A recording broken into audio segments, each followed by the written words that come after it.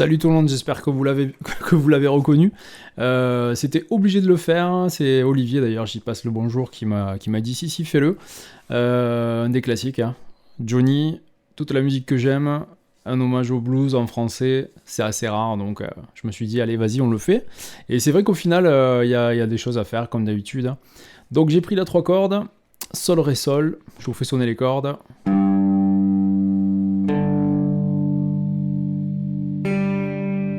Ok, j'ai pris le slide, vous pourrez le faire au doigt si vous voulez, on a quand même ce joli slide voilà, qui peut se faire aussi au doigt. Voilà, vous pourrez essayer les deux. Donc on aura le riff principal, puis le couplet et le refrain. Voilà, vous aurez le morceau en entier pour ceux qui veulent chanter, vous pourrez chanter dessus. Je vais vous montrer ça, enfin je vais vous montrer où vous placez pour chanter, après je vous laisserai chanter, vous chanterez mieux sûrement que moi. On y va pour le riff, donc le jeu au doigt, oui, comme d'habitude je le privilégie, vous pouvez l'essayer au Mediator, mais bon, privilégions le jeu au doigt sur la Cigar Box. Allez on y va, donc 2 fois la corde à vide, la corde grave. Vous allez voir que je mets un palm mute, c'est-à-dire que je garde ma main assez longtemps, enfin quasiment sur tout le riff. Bon, le plat de la main sur le cordier en fait, ok, pour pas avoir, voilà, la grosse différence est là, hein. Donc voilà, j'ai mis un son clean, un peu crunchy. Voilà, on est plus sur du clean que sur de la distorsion, hein, dans tous les cas. Et on y va, donc 2 fois la corde à vide avec le pouce. Et ensuite on a le slide qui va aller de la case 2 à la case 3. Uniquement sur les 2 cordes aiguës, hein, sur la corde ré et la corde sol aiguë.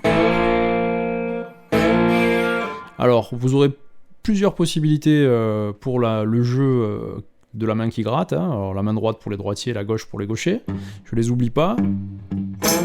Donc 2 fois avec le pouce vers le bas.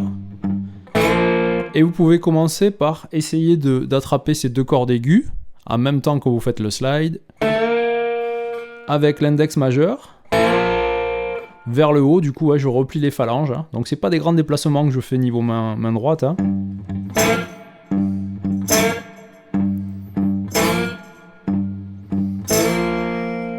Voilà, on verra que selon l'intensité qu'on veut donner au riff, on pourra éventuellement faire l'inverse et de faire une espèce de pitch-net à la Six Steve vers le bas. Voilà, donc ça va dépendre de l'intensité qu'on veut y mettre. Commencez par les coups vers le haut, je pense, et puis vous verrez. Vous tenterez les deux. Donc 2 coups vers le bas pour le pouce. Alors je vais essayer de m'empêcher de taper du pied. Je vais vous expliquer pourquoi tout à l'heure, on va marquer les accents. Donc en même temps que je mets le slide, ok, mes doigts index majeur se plient vers le haut. Et je me retrouve avec les 2 cordes aiguës à vide. Donc je peux faire de la même façon les 2 doigts index majeur vers le haut. Juste après, je retrouve une corde à vide jouée par le pouce. Ok. Je vous refais que ça déjà. Vous voyez, le 0 à vide sur la corde grave revient très vite après les cordes à vide aiguës, hein.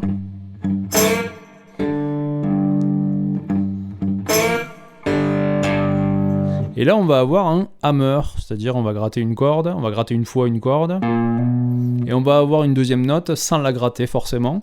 Ça va donner cet effet coulant et groovy en fait. Donc je mets mon index case 3, et mon majeur va venir taper la case 4 sur la même corde grave. Ok ? À la différence de où on a vraiment 2 notes séparées. Là on est sur un hammer coulé en fait. Donc toujours avec le pouce sur la corde grave, je gratte une fois avec le pouce. Donc j'ai 2 notes avec le hammer et je reviens faire mes cordes aiguës vers le haut. Le riff n'est pas dur en lui-même. Vous allez voir l'étape supérieure, on va y aller doucement. Ça va être de marquer les accents comme d'habitude. Pour qu'on reconnaisse un riff et qu'on ait envie de taper des mains ou des pieds, il faut qu'on marque des accents, sinon on a quelque chose de très rectiligne et on se fait un peu... voilà, on s'ennuie, pour parler poliment. Donc là justement, alors je refais tourner un petit peu le riff et puis je vais commencer à taper du pied, vous allez entendre les accents. Donc les accents ce seront les moments où on va taper du pied, bien sûr, et les moments où votre jeu va être influencé par cet accent et vous allez devoir l'exprimer en fait, donc en grattant plus fort. Voilà, tout simplement, ça marche pour tous les riffs que vous allez jouer. C'est vraiment ce qui fera la différence entre, on dirait les inconnus, un bon guitariste et le mauvais guitariste, mais c'est ça. C'est que quand vous jouez rythmique, en pensant comme un batteur, c'est de suite plus parlant, moins ennuyeux, plus groovy, etc. J'arrête de parler, je joue, je rejoue le riff.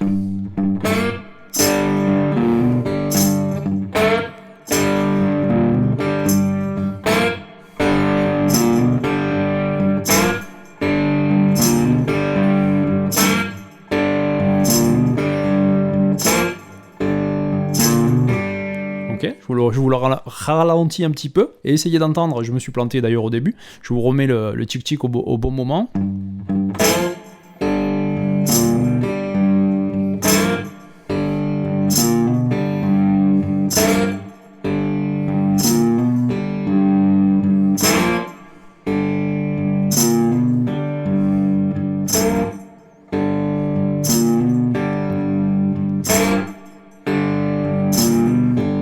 Moyen visuel de savoir où on doit taper du pied, donc c'est à chaque fois qu'on a un effet, c'est-à-dire une fois sur le slide et l'autre fois sur le hammer, donc ce sont nos accents qui sont là.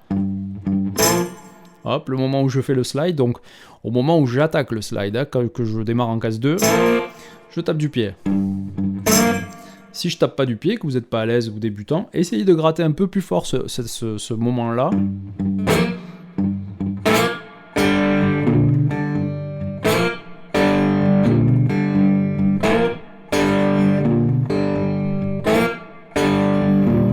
Voyez, quand vous le comprenez et le ressentez, vous arrivez à faire ressentir ce groove, ces accents, même sans taper du pied. Donc voilà, selon les niveaux, essayez en tapant du pied ou pas, comme vous le sentez.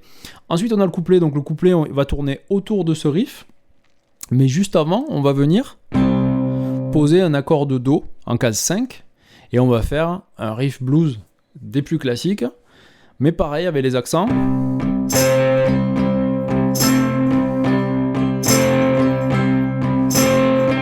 D'accord ? Donc je suis en case 5, je viens rajouter une note, je fais un barré sur toutes les cordes, et je vais rajouter une note en case 7 avec le petit doigt, puisque moi j'ai pas le choix. Si vous avez le slide au petit doigt, vous mettrez éventuellement l'annulaire, d'accord ? Voilà, donc je repars sur mon accord de Do.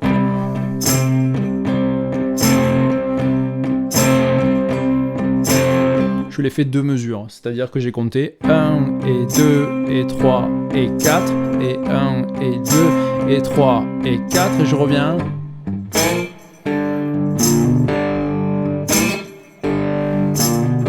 Et j'ai fait 2 fois le riff. Ça veut dire que nos amis chanteurs, si vous voulez démarrer à chanter votre couplet, ça démarre sur toute la musique que j'aime. J'ai attaqué le Do. Da, da, da, dum, dum, bam, bam. Da, da, da, dum, dum, dum, dum, dum. Bam, ba, ba, bam, bam, bam. Ba, ba, ba, bam, bam, bam, bam, bam. Voilà, ça va tourner entre ces 2 riffs.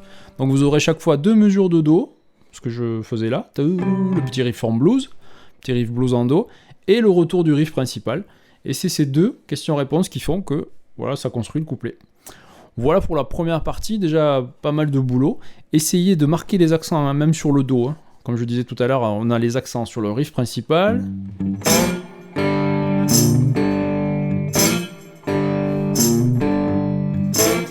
On a les accents sur le Do.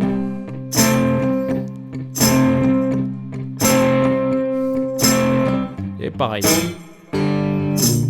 Imaginez toujours un public ou des potes qui taperaient à côté dans les mains. Voilà, vous allez les influencer à taper à ce moment-là, et c'est là que ça va marcher. Il nous manque une chose, c'est le refrain. Donc le refrain, il démarre sur le Do. Une mesure seulement. Une mesure de Ré, donc je fais la même chose en 7 et 9. Et une mesure de Sol. Alors là, ça va être dur de le chanter, mais la musique vivra tant que vivra le blues. Da, Et on repart sur le Do. Le riff.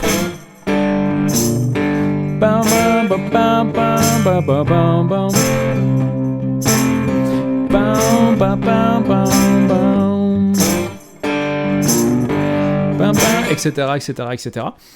Voilà, de quoi vous amuser. C'est vrai qu'au final il est sympa et puis ça peut vous entraîner à placer le chant. Si vous débutez le chant, vous n'êtes pas à l'aise, et vous allez voir, c'est pas évident au début de synchroniser la guitare et la voix. Vous faites comme moi, vous faites du yaourt, hein. Vous vous souciez pas des paroles immédiatement. Je pense que pour synchroniser physiquement l'instrument à la voix, il vaut mieux chanter la mélodie, tout en sachant bien sûr si vous êtes en train de chanter le couplet ou le refrain.